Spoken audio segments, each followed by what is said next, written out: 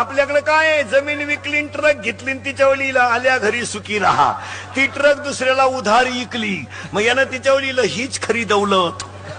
आणि ती ट्रक बँकेनं ओढून नेली मग याने लिहिलं नादच खुळा घेतलीच का. हो ट्रकवर सगळं गबाळ लिहिलं घरातलं बंटी वंटी संटी फंटी गुंटी आणि त्याच्या खाली बारीक अक्षरात लिहिलं बँक ऑफ महाराष्ट्राच्या सौजन्याने. कशाला घेतलं येड्या.